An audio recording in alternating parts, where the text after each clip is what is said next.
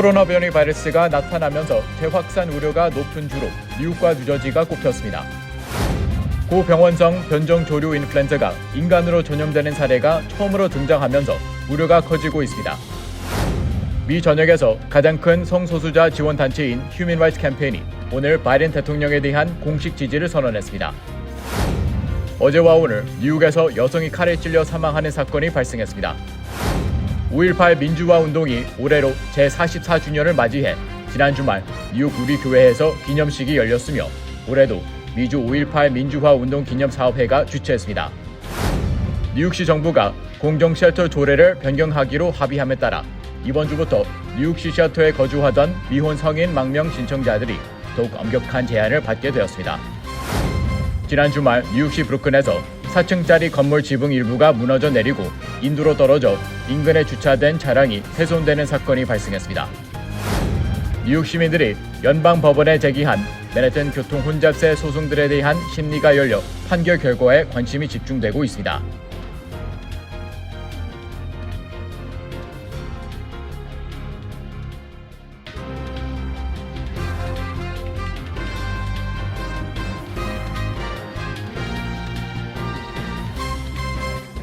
여러분 안녕하십니까?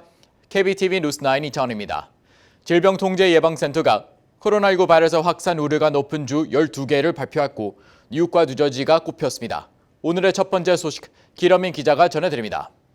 연방보건당국이 최근 병원 응급실을 찾는 환자들의 코로나19 바이러스 감염 추이를 분석한 결과 12개 주에서 최근 코로나 감염자 수가 급증세를 보이고 있는 것으로 나타났다고 밝혔습니다.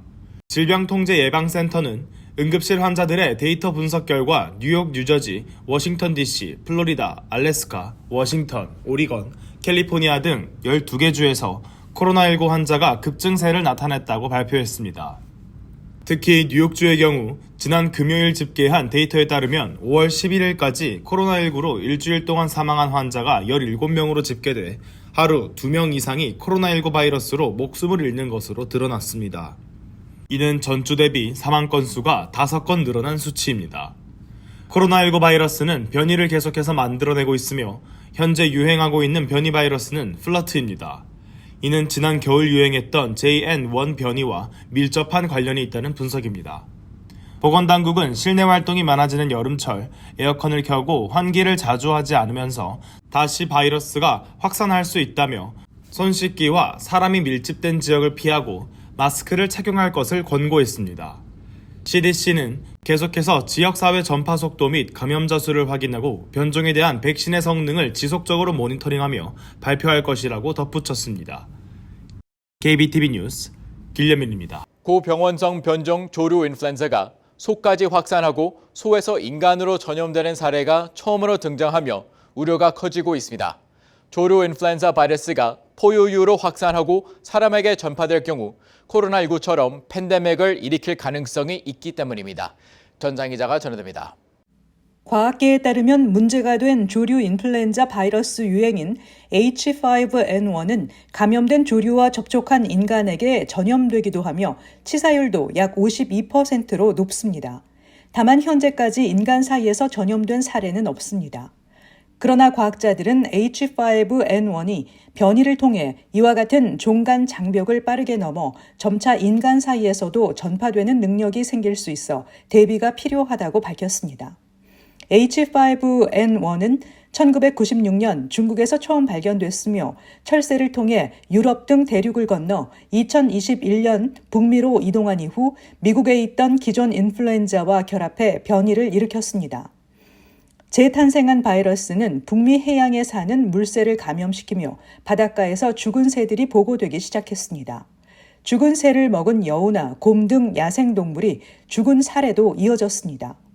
이후 올해 3월 25일 텍사스주에서 젖소에 H5N1 감염이 처음 보고됐습니다. 농무부가 4월 공개한 데이터를 과학자들이 분석한 결과 지난해 12월 말에서 1월 초 사이 바이러스가 야생 조류에서 소에게 옮겨지면서 전염이 시작됐을 가능성이 높은 것으로 나타났습니다. 과학자들이 소를 포함한 포유류의 감염에 우려하는 부분은 H5N1이 점점 더 다양한 동물을 감염시킬수록 인간들끼리도 전염되는 능력을 갖는 방향으로 변이될 가능성이 커지기 때문입니다. 2009년 대유행한 신종플루도 돼지의 몸에서 바이러스가 변이해 사람 사이에서 전파되는 능력이 생긴 결과였습니다. 연구팀은 같은 세포에 두 가지 바이러스가 동시에 감염되면 하이브리드 바이러스가 등장할 수 있다고 설명했습니다. 소에서 바이러스가 변이돼 인간 세포에 침투할 수 있도록 변이가 일어날 가능성이 높아진다는 것입니다. KBTV 뉴스 전상입니다. 11월 치러질 대선에서 민주당 후보로 재선에 도전하는 바이든 대통령이 박빙의 승부가 이어질 경합주에서는 트럼프 전 대통령에 비해 밀린다는 평가를 받고 있습니다. 이에 미 전역에서 가장 큰 성소수자 지원 단체인 휴먼 라이츠 캠페인이 오늘 바이든 대통령에 대한 공식 지지를 선언하며 경합주 대상 집중 광고를 집행하고 직원을 고용해 바이든 대통령 지원 사격에 나설 것이라고 발표했습니다. 기러민 기자가 전해드립니다. 민주당 대선 후보로 재선에 도전하는 조 바이든 대통령을 위해 성소수자 단체가 적극적인 지원에 나섰습니다. 미 전역 최대 성소수자 단체인 휴먼 라이츠 캠페인은 11월 대선에서 바이든 대통령 재선을 지원한다고 오늘 전격 발표하며 이를 위해 $1,500만 후원할 예정이라고 전했습니다. 특히 대선 경합주인 펜실베니아, 미시건, 위스콘신, 애리조나, 조지아, 네바다 등 6개 지역에서 집중적으로 정치 광고 비용을 집행하고 직원까지 고용해 선거 유세 및 캠페인에 돌입한다는 방침입니다. 현재 형사재판을 받고 있음에도 불구하고 지지 세력을 강화하고 있는 트럼프 전 대통령에게 밀려 바이든 대통령의 지지 세력을 잃고 있다는 분석이 있는 가운데 나온 지원 사격이라 더욱 주목받고 있습니다. 이번 대선의 경우 전국 유권자 중 7,500만 명의 성소수자 유권자는 성소수자 권리 문제에 대한 방안을 듣고 난 뒤 지지 후보를 결정하는 이른바 평등권 투표자라며 대단한 표심이라고 강조했습니다. 대다수의 성소수자들이 진보 성향이 강한 민주당을 지지하지만 현재 성소수 유권자 중 3분의 1은 바이든 대통령을 확실하게 지지하지 않고 있다고 휴먼 라이츠 캠페인은 분석했습니다. 특히 근소한 차이로 당락이 좌우되는 치열한 경쟁이 펼쳐지는 경합주에서 바이든의 성소수자 문제 공약에 대한 의구심을 품는 이들이 많아 제3당 후보에게 표를 던질 수 있다는 분석도 나오고 있습니다. 바이든 대통령은 재임 기간 동성결혼을 합법화하고 트랜스젠더의 군복무를 허용했을 뿐 아니라 성소수자 차별을 금지하고 나섰습니다. KBTV 뉴스 길려민입니다. 어제 뉴욕시 지하철에서 30세 여성이 칼에 베이는 사건이 발생했으며 오늘 오전에는 맨해튼 길거리에서 20대 여성이 칼에 찔려 사망하는 사건이 발생했습니다. 전상 기자입니다. 오늘 오전 20대 여성이 맨해튼 길거리에서 수차례 칼에 찔려 사망하는 사건이 발생했습니다. 29세 여성은 오전 5시 40분쯤 맨해튼 워싱턴 하이츠 웨스트 175스트리트과 헤이븐 애비뉴 인근에서 얼굴과 목, 어깨 등을 수차례 칼에 찔려 사망했습니다. 뉴욕시경은 피해 여성을 발견한 직후 인근 병원으로 이송했지만 끝내 여성은 살아 돌아오지 못했습니다. 뉴욕시경은 용의자가 상하이 전부 검은색 옷을 입고 있었다며 현장에서 사건을 저지른 직후 달아났다고 밝혔으며 아직까지 범인은 붙잡히지 않았습니다. 한편 어제 뉴욕시 지하철역에서는 36세 여성이 칼에 베이는 사건이 발생했습니다. 사건은 어제 오후 5시 30분쯤 로우 이스트 사이드에 위치한 딜랜시 스트리트, 에섹스 스트리트 지하철역에서 발생했습니다. 이번 사고로 피해 여성은 왼쪽 다리에 자상을 입었습니다. 뉴욕시경은 피해 여성이 인근 벨뷰 병원으로 이송돼 치료를 받았으며 안정을 취하고 있다고 전했습니다. 용의자는 사건 직후 지하철 열차를 타고 남쪽 방면으로 달아난 것으로 확인됐습니다. 뉴욕시경이 발표한 4월 범죄율 통계에 따르면 미 전역에서 가장 큰 지하철 시스템을 갖춘 뉴욕시의 지하철 범죄율은 전년 같은 기간에 비해 23%가 감소한 것으로 집계돼 꾸준한 감소세를 기록하고 있습니다. 전년 같은 기간에 비해 3월에는 23%, 그리고 2월에는 15%의 지하철 범죄율 감소세를 기록했습니다. 하지만 시민들이 느끼는 체감 안전도는 여전히 불안감이 높은 모습입니다. KBTV 뉴스 전상입니다. 5.18 민주화 운동이 올해로 제44주년을 맞이해 지난 주말 뉴욕 우리 교회에서 기념식이 열렸습니다. 미주 5.18 민주화 운동 기념사업회가 주최했으며 북미 민주포럼, 민화협 뉴욕협의회, 대뉴욕 지구 호남 향후회, 보스턴 민주연합 등 27개 미 동부 기관 및 단체가 주관했습니다. 기러민 기자가 전해드립니다. 지난 18일 토요일 뉴욕 우리교회 여명홀에서 열린 제44주년 5.18 민주화운동 기념식에는 미주 5.18 민주화운동 기념사업회 강준하 대표와 이에스더, 이윤희 공동대표, 주 뉴욕 총영사관 동포 담당 이동규 영사, 대뉴욕지구 호남향후회 유시안 회장, 시민참여센터 김동찬 회장 등 100여 명이 참석했습니다. 5.18 민주화운동은 1980년 5월 18일을 전후해 광주와 전남 일원에서 신군부의 집권 음모를 규탄하고 민주주의의 실현을 요구하며 전개한 민중항쟁이며 국가는 그 다음 해부터 거행한 추모 행사를 탄압했지만 5월 계승운동의 일환으로 꾸준히 실행돼 1997년 5월에 법정기념일로 제정되었습니다.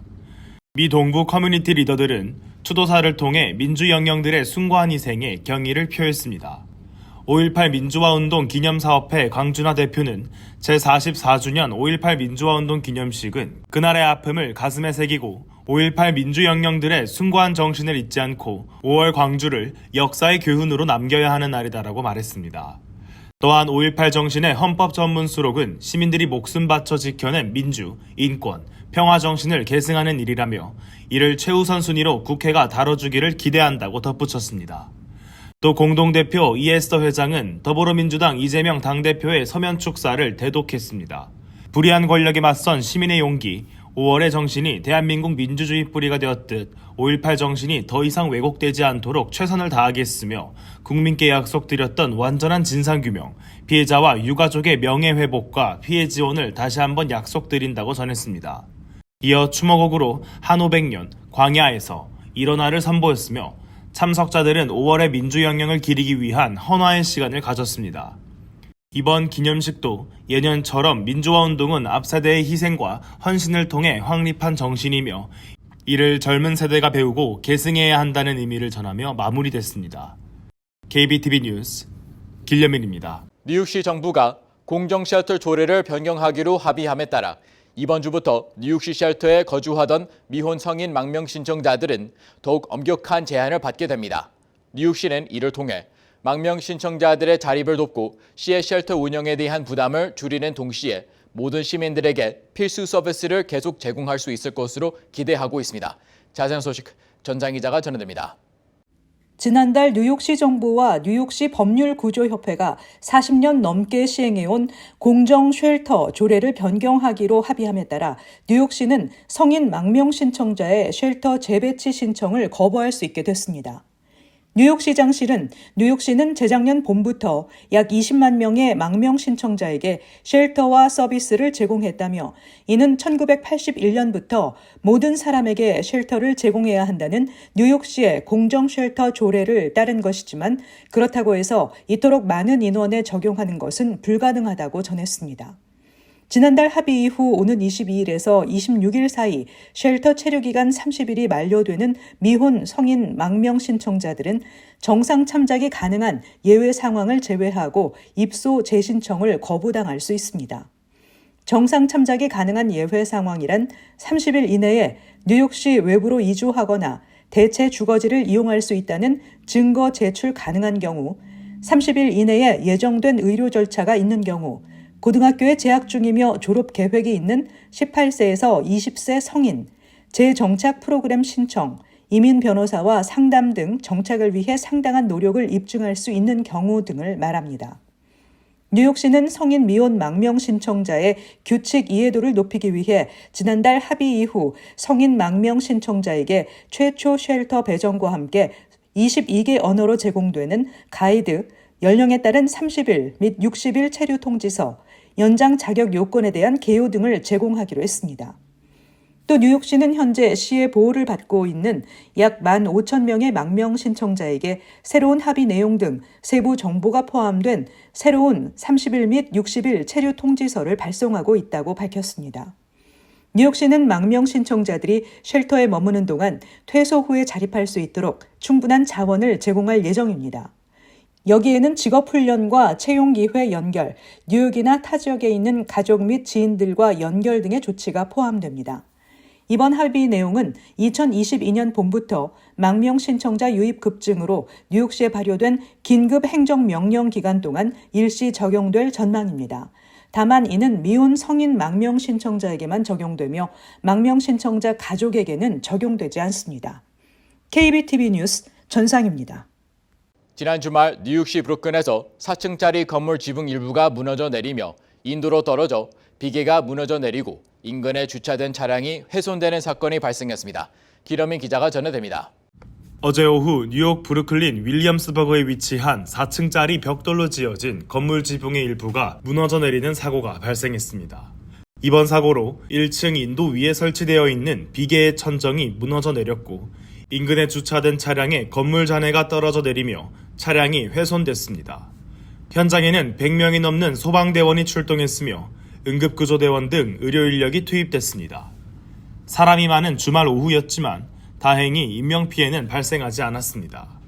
현장에 투입된 뉴욕시 소방대원은 해당 건물이 지붕 및 옥상 난간 안전상의 우려로 이미 시정명령을 받았던 건물이라며 2년 전 시정명령을 받았지만 그간 아무런 조치도 취하지 않은 것으로 드러났다고 밝혔습니다. 이번 지붕 붕괴 사건을 목격한 시민들은 순간 엄청난 굉음과 함께 인도가 폭삭 주저하는 모습을 봤다며 폭탄이 터지는 줄 알았다고 증언했습니다. 이번 사건은 건물 옥상 난간의 일부가 무너져 내리며 금속과 벽돌이 시차를 두고 떨어져 내린 것으로 분석되며 현재 뉴욕시 빌딩국과 소방당국은 건물의 안전성과 건물 소유주가 안전상의 법규를 모두 지켰는지에 대한 조사와 함께 사건 발생 경위를 조사하고 있습니다. KBTV 뉴스 길려민입니다. 뉴욕 시민들이 연방법원에 제기한 맨해튼 교통 혼잡세 소송들에 대한 심리가 열려 판결 결과에 관심이 집중되고 있습니다.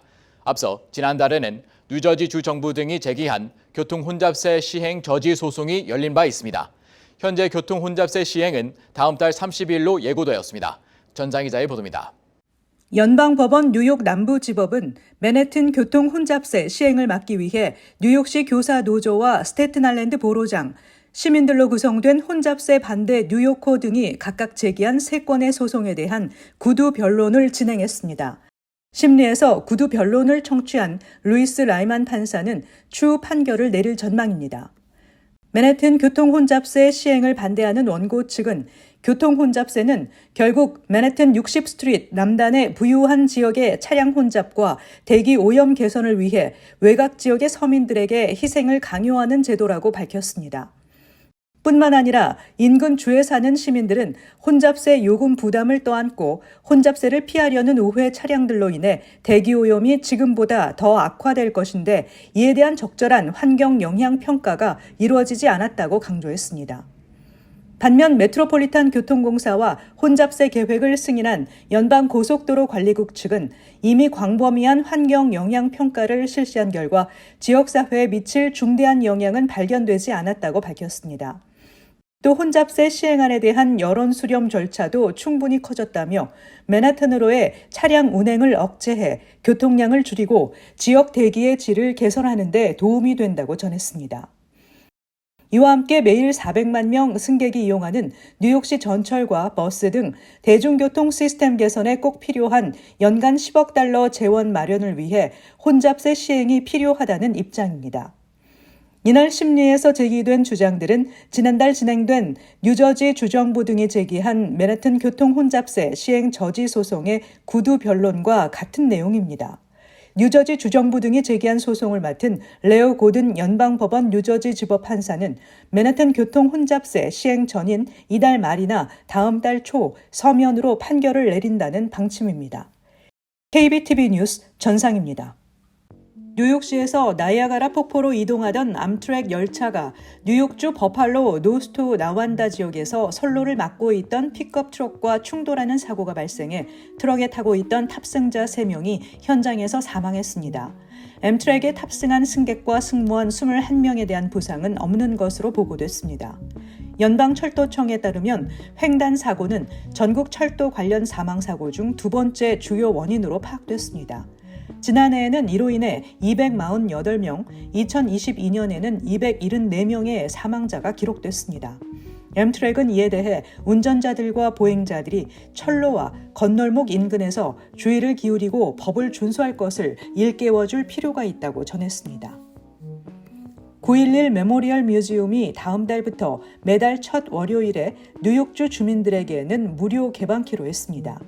맨해튼 그라운드 제로에 위치한 9.11 메모리얼 뮤지엄은 지난 2001년 9월 11일 테러범이 납치한 아메리칸 에어라인 여객기가 맨해튼 월드 트레이드 센터 북쪽 건물에 충돌해 한인을 포함해 약 3,000명의 목숨을 잃은 것을 추모하기 위해 세워진 공간입니다. 입장은 온라인에서 사전 예약한 후 방문 당일 현장에서 뉴욕 주정부 발행 신분증을 제시하고 입장할 수 있습니다. 올해 졸업생들은 자신들이 공부한 분야의 고임금 업종에 취업하는데 어려움을 겪고 있다고 파이낸셜 타임즈가 보도했습니다. 전미 대학 고용주 협회는 고용주들이 지난해에 비해 올해 졸업생 채용을 5.8% 줄일 것으로 예상하고 있습니다. 이는 2015년 고용주 대상 설문조사를 시작한 이후 가장 큰 폭의 고용 감소입니다. 노동통계국에 따르면 학사 학위자의 실업률은 올해 초 4.2%에서 지난달 5%로 상승하기도 했습니다. 설문조사를 보면 제약회사, 전자제품 제조업체, 금융, 보험 분야의 고용 감축이 채용 감소세를 주도하고 있습니다. 농무부에 따르면 지난 2년 동안 채용은 30% 감소했으며 특히 금융, 보험 분야의 채용이 지난 3월 기준 3년 만에 최저 수준으로 떨어졌습니다. 월스트리트저널에 따르면 팬데믹 이후 재택근무 확산으로 온라인 쇼핑이 급증해 지난해 미국인들은 온라인 쇼핑에 3,750억 달러를 추가 지출한 것으로 추산됐습니다. 지역별로 보면 재택근무가 보편화된 지역은 온라인 쇼핑이 증가했지만 대면 근무가 많은 지역은 팬데믹 이전 수준으로 되돌아갔다는 것입니다. 또 일본 전자상거래 업체인 라쿠텐의 설문조사 결과 직장 여성의 4분의 1 이상이 근무 시간에 온라인 쇼핑을 한다고 답했으며 특히 Z세대는 그 비율이 41%나 됐습니다. 월스트리트저널은 근무 시간에 쇼핑하는 행동이 바람직하지 않지만 쇼핑을 조금 즐긴다고 생산성이 떨어지지는 않는다고 지적했습니다. 잠시 후 커뮤니티 브리핑을 전해드립니다.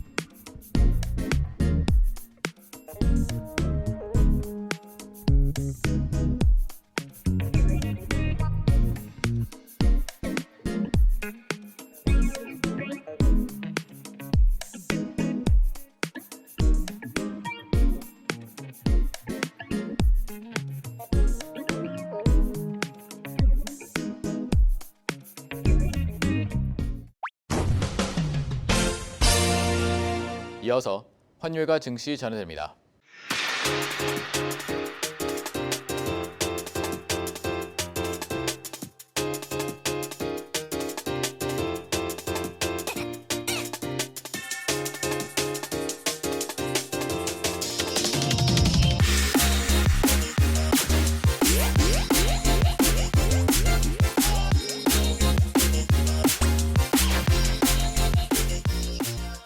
잠시 후 뉴욕과 뉴저지 날씨 전해드립니다.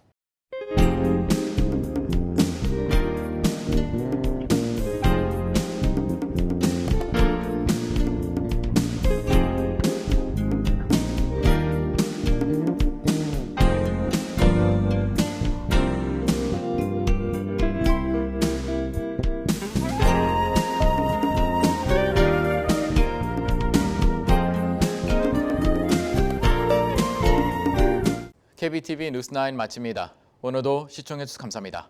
편안한 밤 보내시 바랍니다.